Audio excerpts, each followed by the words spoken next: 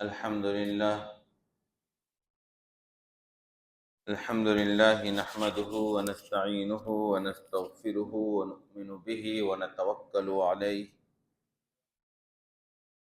ونعوذ بالله من شرور أنفسنا ومن سيئات أعمالنا من يهده الله فلا مضل له ومن يضلله فلا هادي له ونشهد أن لا إله إلا الله وحده لا شريك له ونشهد أن سيدنا ومولانا محمدا عبده ورسوله قال الله تبارك وتعالى وقضى ربك ألا تعبدوا إلا إياه وبالوالدين إحسانا إما يبلغن عندك الكبر أحدهما أو كلاهما فلا تقل لهما أف ولا تنهرهما وقل لهما قولا كريما واخفض لهما جناح الذل من الرحمة وقل رب ارحمهما كما ربياني صغيرا ربكم أعلم بما في نفوسكم إن تكونوا صالحين فإنه كان للأوابين غفورا وعن أبي هريرة رضي الله تعالى عنه سألت النبي صلى الله عليه وسلم من أحق الناس بصحبتي قال أمك قلت ثم من قال أمك قلت ثم من قال أمك قلت ثم من قال أبوك او کما قال رسول اللہ صلی اللہ علیہ وسلم۔ محترم مصلیان کرام، گزشتہ جمعہ ہم لوگوں نے والدین کے حقوق کے متعلق گفتگو شروع کی ہے، اور آپ کے سامنے میں نے قرآن کریم کی ان آیات کو رکھا جس کے اندر اللہ تبارک و تعالیٰ نے والدین کے ساتھ حسن سلوک کا حکم ہمیں اور آپ کو دیا ہے، اور وہ روایات بھی آپ کے سامنے پڑھ کر سنائی گئیں جس کے اندر والدین کے ساتھ حسن سلوک، والدین کی خدمت کو دیگر دوسری عبادتوں پر مقدم رکھا گیا ہے۔ اور سورہ بنی اسرائیل کی وہ 2-3 آیتیں میں نے بہت تفصیل سے آپ کو سمجھائی پچھلے ہفتے کہ والدین کے ساتھ اولاد کا طور طریقہ اور رویہ کیسا ہونا چاہیے، اور یہ بات بتلائی گئی تھی آپ کو کہ قرآن کریم کے حکم کا خلاصہ یہ نکلتا ہے کہ کوئی بھی ایسی حرکت یا کوئی بھی ایسا بول یا کوئی بھی ایسا انداز والدین کے سامنے نہیں اپنانا چاہیے جس سے والدین کو ناگواری گزرے۔ میں نے بتلایا تھا آپ کو کہ قرآن کریم نے جو لفظ لیا ہے وہ لیا تھا وَلَا تَقُلْ لَهُمَا اُف، کہ والدین کو تم اف بھی نہ کہو۔ اس کی تفسیر میں نے آپ کو بتلائی یہ بات کہ دیکھیے آپ صلی اللہ علیہ وسلم نے ارشاد فرمایا کہ اس سے بھی کم درجے کا کوئی لفظ ہوتا اگر اس مفہوم کو بیان کرنے کے لیے قرآن کریم وہ لفظ کو نازل فرما دیتا، یعنی اف انتہائی ابتدائی نہ چاہتے ہوئے بھی ایک عمل ہے جو انسان کی زبان سے نکل جاتی ہے۔ اف آدمی بہت نہ چاہتے ہوئے کوئی لفظ اپنی زبان سے نکالتا ہے، کہ یہ بھی نہیں نکالنا ہے والدین کے سامنے، بلکہ میں نے بتلایا تھا آپ کو کہ مفسرین نے بیان کیا ہے کہ لفظ اف چھوڑ دیجیے، ایک لمبی سانس بھی آدمی لیتا ہے نا کبھی، یا ایسے کرتا ہے نا اس طریقے سے آدمی، کبھی کوئی بات اس کے خلاف ہوتی ہے تو آدمی کیا کرتا ہے، یہ کیا ہوا، ایسا بھی انداز تمہیں والدین کے سامنے نہیں اپنانا ہے۔ یہ پورا قرآن کریم میں والدین کے حقوق کے متعلق جو حکم دیا گیا تھا اس کا خلاصہ تھا، بلکہ آگے اس کو اور وضاحت کیا قرآن نے، وَاخْفِضْ لَهُمَا جَنَاحَ الذُّلِّ مِنَ الرَّحْمَةِ، کہ بالکل اپنے آپ کو عاجز کر کے، ذلیل کر کے اپنے والدین کے سامنے اپنے آپ کو پیش کرو، اور یہ سب والدین سے محبت، اس کی رحمت اور اس کی شفقت کی بنیاد پر ہو۔ کوئی باہری سبب نہ ہو اس کی بنیاد پر تم والدین سے ڈر رہے ہو یا والدین کے حقوق کی ادائیگی کر رہے ہو یا والدین کی بات کو مان رہے ہو، بلکہ ان سب کی جو محرک ہو وہ کیا ہو؟ محبت اور رحمت اور شفقت ہو، جو تمہارے دل کے اندر اپنے والدین کے تئیں پیدا ہو۔ اور ذہن بنانے کے لیے قرآن کریم نے یہ بھی کہا کہ دیکھو مشکل ہے اس طریقے سے والدین کے ساتھ پیش آنا، لہذا ایسا کرو رب ارحمہما کما ربیانی صغیرا، ان کے لیے دعا کرو، اور دعا یہ کرو کہ اے میرے پروردگار ان کے ساتھ ایسا ہی معاملہ کر، ایسے ہی رحم فرما ان پر، ایسے ہی اپنی رحمت کی بارش ان کے اوپر برسا جیسے ان لوگوں نے میرے ساتھ رحمت اور شفقت کے ساتھ بچپنے میں معاملہ کیا ہے۔ یعنی یہ ذہن بنایا گیا کہ تم اپنے بچپنے کو یاد کرو، جس وقت تم ہر چیز کے محتاج تھے، نہ تم اپنے پاؤں پر چل سکتے تھے، نہ اپنی زبان سے اپنی ضرورت کو ظاہر کر سکتے تھے، نہ اپنے عقل کا استعمال تم کر سکتے تھے، نہ دوسرے جو قوت جو اعضاء ہیں تمہارے پاس، اعضاء ظاہرہ، ان کا بھی تم صحیح طور پر استعمال کر کے اپنا کوئی کام انجام نہیں دے سکتے تھے۔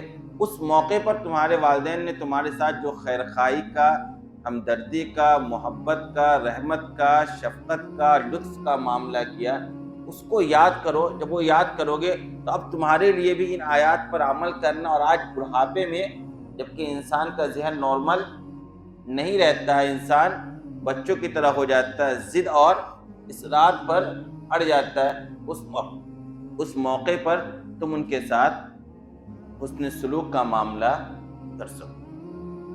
یہ قرآن کریم نے ذہن تیار کیا مسلمانوں کا کہ دیکھو تمہارا تعلق اس درجے کا ہونا چاہیے۔ روایات بھی آپ کے سامنے پچھلے ہفتے آئی تھی، اور یہ بات بھی بتلائی گئی تھی کہ دیکھیے اللہ تبارک و تعالیٰ نے اپنی عبادت کے ساتھ والدین کے ساتھ حسن سلوک کرنے کو بیان فرمایا ہے۔ جہاں جہاں حکم دیا کہ میری عبادت کرو، میرے علاوہ کسی اور کی عبادت نہ کرو، وہاں پر یہ حکم دیا دوبارہ فوراً کہ والدین کے ساتھ حسن سلوک کرو۔ اس کی وجہ ہی میں نے آپ کو بتلائی تھی کہ انسان کے دنیا میں آنے کا ظاہری جو ذریعہ اور سبب بنتے ہیں وہ والدین بنتے ہیں۔ انسان کا خالق، مالک حقیقی یہ تو اللہ تبارک و تعالیٰ کی ذات ہے، اللہ ہی انسان کو وجود بخشتا ہے، لیکن دنیا کے اندر جو کام ہوتے ہیں وہ اسباب اس کے لیے ظاہری طور پر مقدر فرما دیے گئے ہیں۔ ان اسباب کو اختیار کرو گے تو یہ نتیجہ تمہیں حاصل ہوگا۔ تو ایک انسان کے وجود کے لیے اللہ نے جس کو سبب بنایا اور ذریعہ بنایا ظاہری طور پر اس دنیا کے اندر، وہ کس کو بنایا؟ والدین کو بنایا۔ اسی لیے حقوق اللہ کے بعد جب حقوق العباد کا درجہ آتا ہے تو اس میں سب سے پہلا اور سب سے اونچا درجہ والدین کا اسلام نے رکھا ہے۔ روایات آپ کے سامنے آئی تھی کہ دیکھیے آپ صلی اللہ علیہ وسلم نے ایک صحابی کو جو جہاد میں شریک ہونے کے لیے آئے تھے، آپ نے ان کو کہا اگر تمہارے والدین زندہ ہیں تو تم جاؤ ففیہما جاہد، ان کی خدمت میں ہی تمہارے لیے کیا ہے؟ جہاد ہم نے رکھ دیا ہے۔ جہاد کا ثواب تم کو کہاں ملے گا؟ والدین کی خدمت کرنے۔ اسی کے ساتھ ایک روایت آپ کے سامنے بیان کی گئی تھی کہ والدین کو ایک مرتبہ پیار بھری نگاہ سے انسان کا دیکھنا اس کو حج اور عمرے کا ثواب عطا کرتا ہے۔ اب آج ہم لوگ جانیں گے، پہلے تو یہ دیکھیں کہ معاشرے میں والدین کے ساتھ ہمارا آپ کا رویہ کیا ہے، پھر والدین کی اطاعت کا کیا مطلب ہے، کوئی دائرہ ہوگا نا، یا یہ کہ والدین کی ہر بات میں ان کے پیچھے چل دینا ہے، والدین کی ہر حکم کو ماننے کے لیے تیار کھڑے ہو جانا، ایسا ہے شریعت میں، یا کہ کوئی دائرہ کوئی حد متعین کیا گیا ہے؟ ایک اس کو بھی جانیں گے، اور اس کے ساتھ یہ بھی جانیں گے کہ والدین میں ماں کا درجہ بڑھا ہوا ہے یا باپ کا درجہ بڑھا ہوا ہے، یا کہ اگر درجے بڑھے ہوئے تو کسی خاص اعتبار سے بڑھے ہوئے یا مطلقاً کسی ایک کا درجہ بڑھا ہوا ہے۔ اور والدین کے ساتھ نافرمانی ہو گئی تو اب کیسے حسن سلوک کیا جائے؟ وہ سلوک والدین اب نہیں رہے، اب افسوس ہوتا ہے ان کے گزر جانے کے بعد کہ ان کے ساتھ تو ہمارا رویہ، ہمارا معاملہ درست نہیں تھا، اب ہم اس کی تلافی کیسے کریں گے؟ سب سے پہلے ہم یہ دیکھتے ہیں کہ سماج اور معاشرے کے اندر آج والدین کو وہ درجہ نہیں مل رہا جو ملنا چاہیے۔ قرآن و حدیث نے جو طریقہ اپنایا اور جو حکم دیا مسلمانوں کو کہ تم والدین کے ساتھ حسن سلوک کرو، والدین کی باتوں کو مانو، والدین کے سامنے بدتمیزی نہ کرو، والدین کی نافرمانی نہ کرو، یہ جو حکم دیا کیا وہ عمل میں دکھ رہا ہے؟ سماج اور معاشرے کے اندر والدین کا ہی سب سے زیادہ دل دکھایا جا رہا ہے۔ سماج اور معاشرے کے اندر آپ جا کر غور کریں گے تو سب سے زیادہ جس کی حقوق تلفی کی جاتی ہے وہ والدین ہیں۔ سب سے زیادہ جن کی باتوں کو اگنور کیا جاتا ہے وہ کون ہیں؟ والدین ہیں۔ سب سے زیادہ جن کو اپنے رشتہ داروں میں اور قریبی تعلقات والوں میں تکلیف میں چھوڑا جاتا ہے وہ کون ہیں؟ والدین ہیں۔ یہ حقیقت ہے۔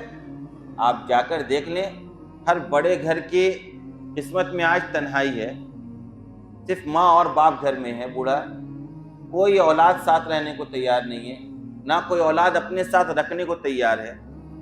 اگر کہیں کہیں یہ بات ہے کہ چلو اولاد کے لیے مجبوری ہے، والدین کے ساتھ نہیں رہ سکتا ہے، تو والدین کے ساتھ حسن سلوک، والدین کی پوچھ گچھ، والدین کا دیکھ بھال، اس کا بھی انتظام وہ نہیں کرتا ہے۔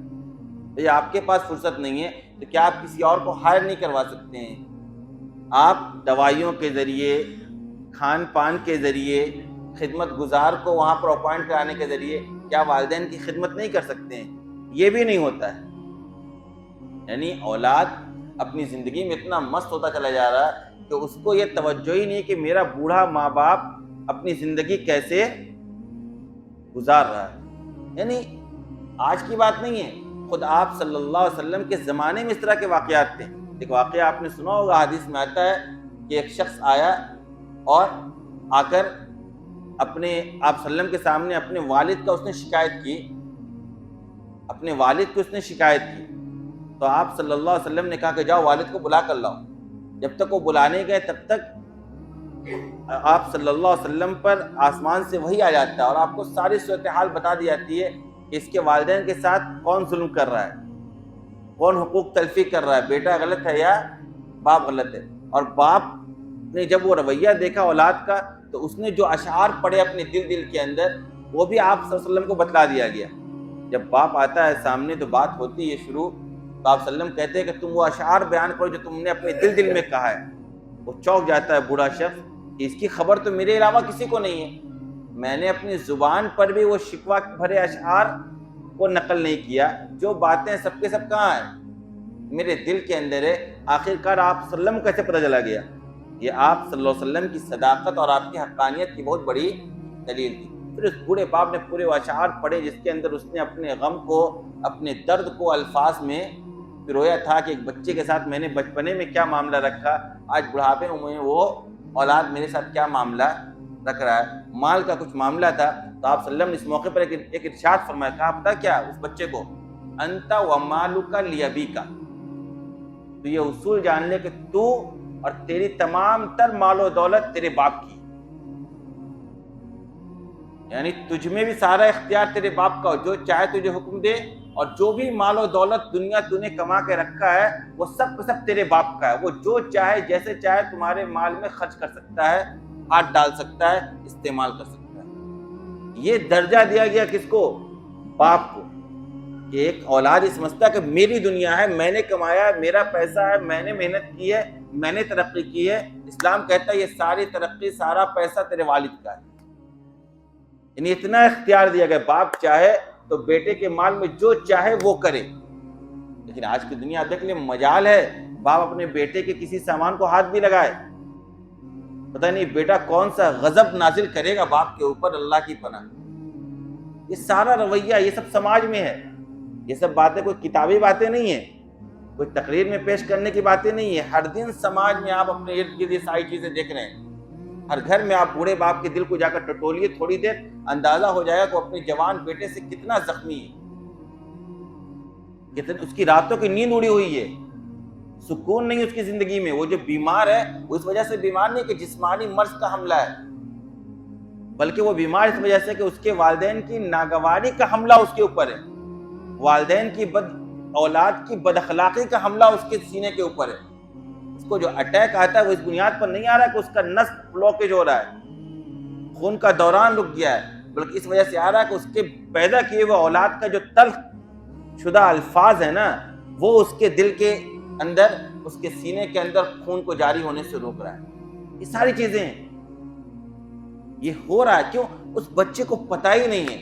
اس نے یہ سمجھا کہ میری دنیا صرف اور صرف میرا کیریئر ہے, میری دنیا صرف اور صرف میری ترقی ہے, میرا میراث صرف اور صرف میرے بچے اور میری بیوی اور میرے دوست اور احباب. نتیجہ یہ ہے کہ قرآن نے جس پیار و محبت سے والدین سے گفتگو کرنے کا حکم دیا تھا, وہ سارا پیار و محبت اس کا دکھتا اس کی بیوی کے پاس, وہ دکھتا اس کے دوست و احباب کے پاس.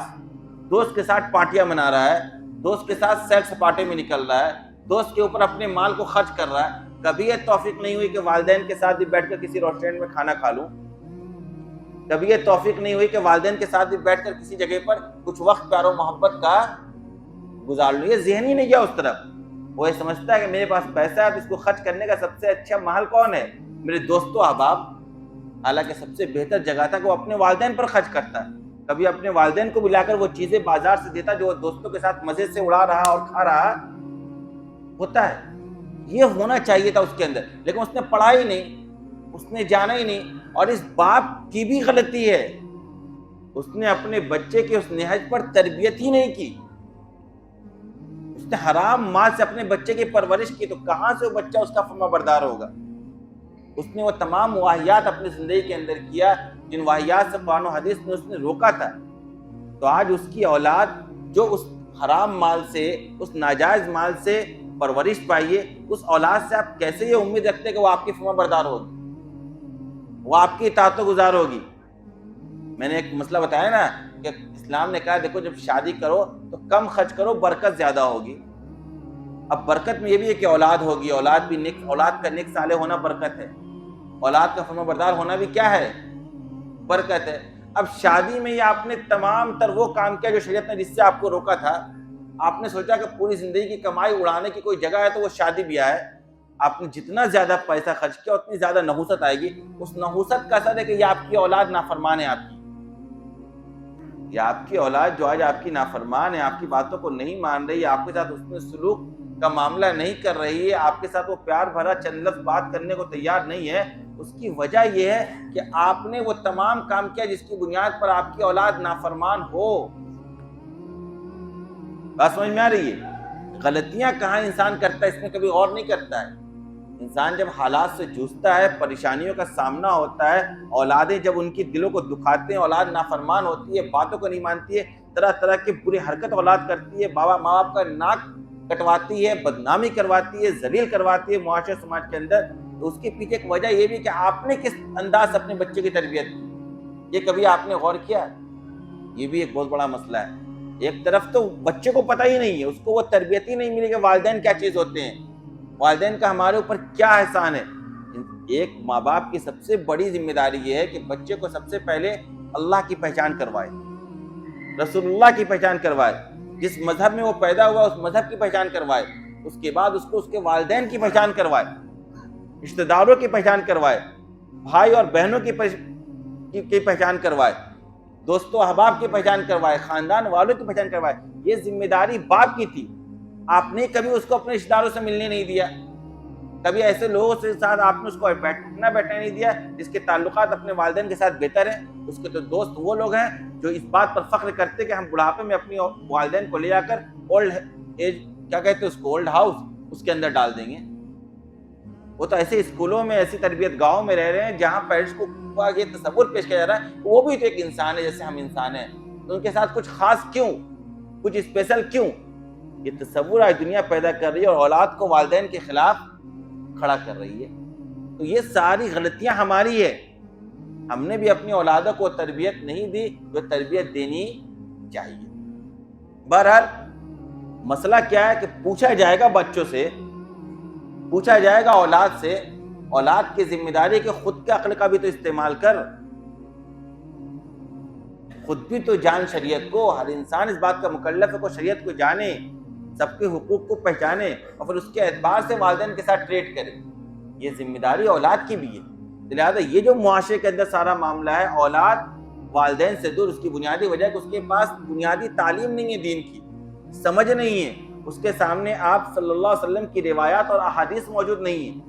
اگر وہ موجود ہوتی، قرآن کریم کو سمجھ کر پڑھ رہا ہوتا، قرآن کو جانتا اور سمجھتا، شریعت سے واقف ہوتا، تو وہ اپنے والدین کے ساتھ اس طرح کے حرکت کرنے میں سوچتا اور ڈرتا۔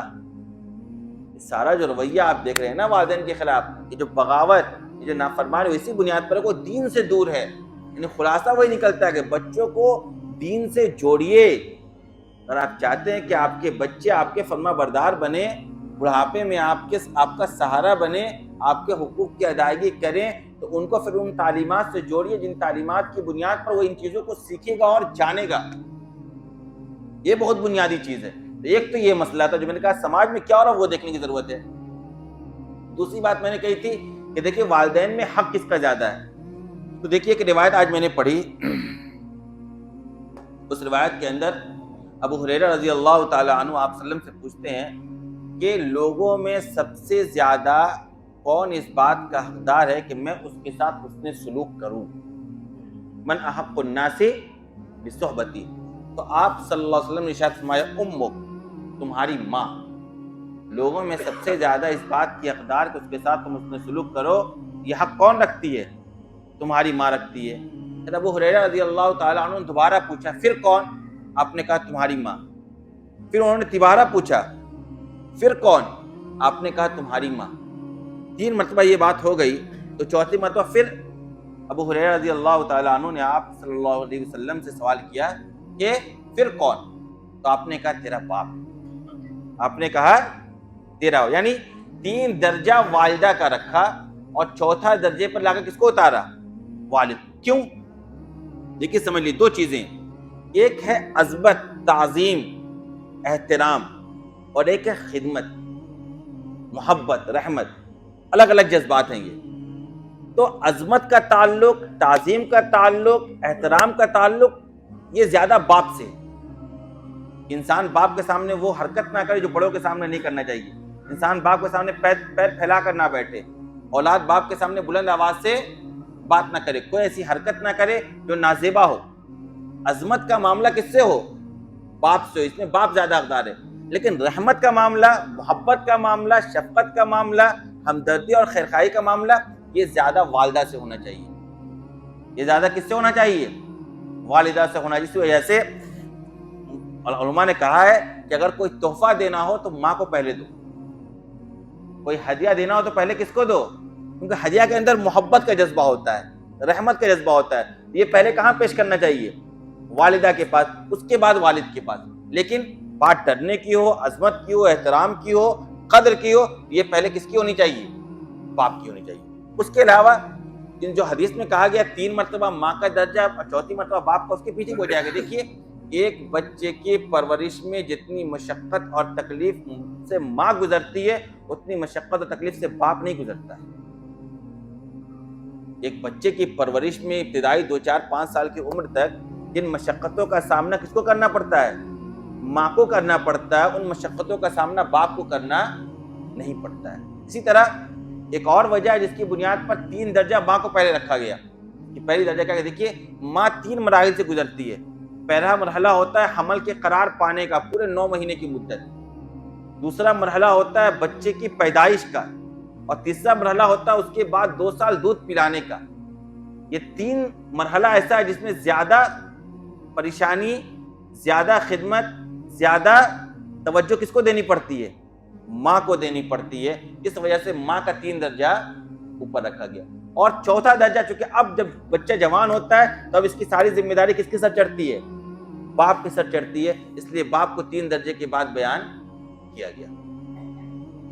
اس کے بعد میں نے آپ کو یہ بات بتلائی تھی کہ والدین کے ساتھ حسن سلوک کرنے کا حکم ہے، لیکن ہم نے اور آپ نے کیا نہیں۔ والدین گزر گئے، بہت سے لوگ ایسے ہیں۔ آج تلافی کی کیا صورت ہے؟ آج والدین کے ساتھ حسن سلوک کا کیا راستہ ہے؟ اس کو بھی قرآن حدیث کے اندر بیان کیا گیا۔ 2 راستہ بیان کیا گیا۔ ایک راستہ تو یہ کہ اب آپ ایصال ثواب کریں، صدقہ دے کر اپنے والدین کو ثواب پہنچائیں، نفلی روزہ رکھ کر اپنے والدین کو ثواب پہنچائیں، نفلی عمرہ کر کے اپنے والدین کو ثواب پہنچائیں، نفلی حج کر کے اپنے والدین کو ثواب پہنچائیں، نفلی نماز پڑھ کے اپنے والدین کو ثواب پہنچائیں، ذکر و اذکار کر کے اپنے والدین کو ثواب پہنچائیں، قرآن کی تلاوت کر کے اپنے والدین کو ثواب پہنچائیں، یعنی ایصال ثواب مسلسل اپنے مرحومین والدین کے لیے اولاد کو کرتے رہنا چاہیے۔ دوسرا طریقہ شریعت نے بتلایا کہ والدین کے گزر جانے کے بعد والدین کے اعزاء، اقربا، دوست و احباب کے ساتھ اس درجے کا تعلق رکھو جس درجے کا والدین کے ساتھ زندگی میں رکھنے کا حکم تھا۔ والد گزر گئے، چچا کے ساتھ حسن سلوک کرو، والد گزر گئے، والد کے دوست کے ساتھ حسن سلوک کرو، والد گزر گئے، والد کے ساتھ کام کرنے والے لوگوں کے ساتھ حسن سلوک کرو، والدہ گزر گئی، خالہ کے ساتھ حسن سلوک کرو، والدہ گزر گئی، والدہ کے دوستوں کے ساتھ حسن سلوک کرو۔ اس طریقے سے اگر اب آپ اپنی زندگی کے اندر والدین کے ساتھ حسن سلوک کریں گے تو وہ جو آپ نے نافرمانیاں کی اس کی تلافی ہو جائے گی۔ یعنی والدین کی موت کے بعد بھی یہ راستہ ہے کہ اب بھی آپ اپنے والدین کے ساتھ حسن سلوک کر سکتے ہیں، ان کے حقوق کی ادائیگی کر سکتے ہیں۔ یعنی والدین کو جن چیزوں سے محبت تھی، والدین کا لگاؤ جن چیزوں سے تھا، ان سے آپ کا لگاؤ ہونا چاہیے۔ والدین اپنی زندگی میں جن لوگوں پر توجہ دیا کرتے تھے، جن لوگوں کی مدد کیا کرتے تھے، جن لوگوں کی امداد کیا کرتے تھے اپنے خاندان کے دیگر لوگوں کی، ان کے ساتھ اب آپ کا وہ حسن سلوک ہونا چاہیے۔ ماں زندہ تھی، اپنی زندگی میں ہر عید کے موقع پر بیٹی کچھ بھیجتی تھی، آج ماں نہیں ہے تو آپ اپنی بہنوں کو کچھ بھیجیے۔ باپ زندہ تھا تو اپنی زندگی میں اپنے دوستوں احباب کو بلا کر کبھی کبھی اپنے یہاں ناشتہ اور چائے کروایا کرتا تھا، کبھی ان کو کچھ ہدیہ اور تحائف بھیجا کرتا تھا۔ آج باپ نہیں ہے تو آپ باپ کے دوستوں کو گھر میں انوائٹ کیجیے، آپ باپ کے دوستوں کو کچھ نہ کچھ موسم کے لحاظ سے، حالات کے لحاظ سے بھیجتے رہا کیجیے۔ یہ ہے ماں باپ کے ساتھ حسن سلوک، یعنی ماں باپ کے ساتھ حسن سلوک انسان موت تک کر سکتا ہے اور موت تک کرنے کا حکم دیا گیا ہے۔ والدین اتنی بڑی نعمت ہے کہ کسی مرحلے میں ان سے بے توجہی یہ ایک بیٹے کی شان کے ہی خلاف ہے، اولاد کے شان کے خلاف ہے کہ اپنے والدین کو اپنی زندگی کے کسی مرحلے میں وہ بھولے یا اپنے والدین کے حقوق کی ادائیگی میں وہ کمی اور کوتاہی سے پیش آئے۔ لہذا والدین کے ساتھ ہمیشہ زندگی کے اندر بھی اور زندگی کے بعد بھی حسن سلوک کا معاملہ کرتے رہنا چاہیے۔ یہ کچھ باتیں تھیں جو والدین کے حقوق کے متعلق تھی۔ اب انشاءاللہ ہم لوگ چاہیں کہ والدین کے علاوہ جو اور دیگر رشتہ دار ہیں ان کے حقوق کے سلسلے میں بھی قرآن و حدیث نے کچھ نہ کچھ بیان کر رکھا ہے۔ یعنی ایک انسان کی زندگی صرف اس کی پرسنل زندگی نہیں ہے، وہ جس خاندان میں پیدا ہوتا ہے، جن لوگوں سے اس کے تعلقات قائم ہوتے ہیں، جو ان کے خونی رشتہ دار ہوتے ہیں، سب کے حقوق اس سے متعلق ہوتے ہیں اور سب کے حق کے بارے میں آپ سے پوچھا جائے گا۔ اگر آپ نے حقوق کی ادائیگی نہیں کی اپنے والدین کے ساتھ، اپنے رشتہ داروں کے ساتھ، اپنے پڑوسیوں کے ساتھ، اپنے دوستوں باپ کے ساتھ، تو آپ سے کل قیامت کے دن سوال ہوگا۔ بات سمجھ میں آ رہی ہے؟ یہ مت سمجھیے کہ بس سب کو بھول کر بس اپنی زندگی گزارے اور مست رہیں اور دیندار کہلائیں، ایسا نہیں ہونے والا ہے۔ شریعت اس بات کی حکم دیتی ہے آپ کو کہ اجتماعی طور پر زندگی گزاریں، سب کو لے کر چلنے کا آپ کو حکم دیا گیا ہے۔ اجتماعیت کے اندر ہی برکت ہے، اجتماعیت کے اندر ہی اللہ تبارک و تعالیٰ کی نصرت اور مدد ہے۔ لہذا سب سے پہلا مرحلہ حقوق العباد میں والدین کا ہے۔ والدین کے سلسلے میں جو بھی فضیلتیں تھی وہ آپ کے سامنے بیان کی کر دی گئی، سماج میں کیا ہو رہا وہ بھی آپ کو آئینہ دکھلایا گیا، اور یہ کوشش کی گئی کہ آپ والدین کے حق کو پہچانیے۔ خاص طور پر نوجوان، آج کل کا نوجوان اپنے والدین کو ذرہ برابر بھی عزت دینے کو تیار نہیں ہے۔ یہ انتہائی بدقسمتی کی بات ہے، جان لیجیے۔ یہ اتنی بدقسمتی کی بات ہے کہ اس سے زیادہ کسی انسان کے لیے بدقسمتی کی کوئی اور بات ہو ہی نہیں سکتی کہ والدین زندہ ہیں اور والدین کو ناراض کر کے وہ دنیا والوں کو کیا کر رہا ہے؟ راضی کر رہا ہے۔ ایک بات اور تھی لیکن ابھی یاد آ گیا، میں کب سے سوچ رہا ہوں کہ ایک اور بات آپ سے وعدہ کیا ہوں، وقت جو کہ تھوڑا سا بس۔ میں نے کیا کہا کہ کیا والدین جو کہیں گے وہ ماننا ضروری ہے؟ اس سلسلے میں آپ جان لیجئے، والدین کی انہی حکموں کے اندر اطاعت کی جائے گی جو شریعت کے خلاف نہ ہو۔ جیسے مان کر چلیے آپ والدہ بیمار ہیں آپ کی، وہ کہہ رہی کہ دیکھو تم نماز پڑھنے ہی مت جاؤ، تو آپ نہیں مانیں گے۔ لیکن اگر وہ یہ کہیں کہ دیکھو نماز جماعت سے چھوڑ دو، بعد میں میرے بھی خدمت کی ضرورت ہے، بعد میں تم نماز گھر میں ہی پڑھ لینا، یہ بات مانی جائے گی۔ کیوں؟ کیونکہ والدین کی خدمت جماعت میں شامل ہونے سے زیادہ اہم ہے۔ آپ سفر میں نکل رہے ہیں، تبلیغی جماعت سے آپ کا تعلق ہے، آپ کو چلے میں جانا ہے، اور آپ کے والدین گھر میں بوڑھے، وہ کہہ رہے کہ تم میری خدمت کرو، تو دیکھیے تبلیغ کا کام دوسرے درجے کا ہے۔ والدین کو اگر آپ کی خدمت کی ضرورت، تو آپ ابھی ٹھہر کر کیا کریں؟ والدین کی خدمت کر۔ دیکھا آپ نے، آپ صلی اللہ علیہ وسلم نے جہاد میں جانے سے روک دیا، کہا نہیں والدین کے ساتھ سلوک کرو، لیکن والدین آپ کو حکم دیتے ہیں گناہوں کا نہیں ماننا ہے۔ اور اس کی تو جیتی جاگتی مثال ہے ہماری زندگیوں میں، شادی بیاہ کے موقع پر عام طور پر لوگ رسم و رواج کو پورا کرنے کے بعد کیا کہتے ہیں؟ امی کہہ رہی ہیں ایسا، زندگی میں کبھی امی کی نہیں مانا، اور گناہ کرنے میں آج والدہ کے ماننے کو، وہ آپ کا باپ کہے، آپ کی ماں کہے، جو بات شریعت حرام کرتی ہے، ناجائز کہتی ہے، اس میں ماں باپ کی بھی نہیں سننی۔ بات سمجھ میں آ رہی ہے؟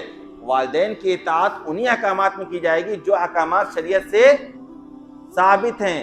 نافرمانی کی، گناہوں کے کاموں کے کرنے کی، شرک و بت پرستی کرنے کی، یا کسی بھی ایسے کام کے کرنے کی جو شریعت میں حلال نہیں ہے، ناجائز ہے، اس میں والدین کی باتوں کو بھی مانا نہیں جائے گا، بلکہ وہاں صرف اور صرف اللہ اور اس کے رسول کی اطاعت ہوگی۔ لا طاعۃ لمخلوق فی معصیۃ اللہ، حدیث موجود ہے کہ اللہ کی نافرمانی میں کسی بھی مخلوق کی اطاعت نہیں کی جائے گی۔ جہاں اللہ کی نافرمانی کی بات آ جائے، وہاں کسی بھی مخلوق کی بات نہیں مانی جائے گی، وہاں سب سے اوپر اللہ اس کے رسول کا حکم ہوگا، اسی کے مطابق عمل کیا جائے گا۔ وآخر دعوانا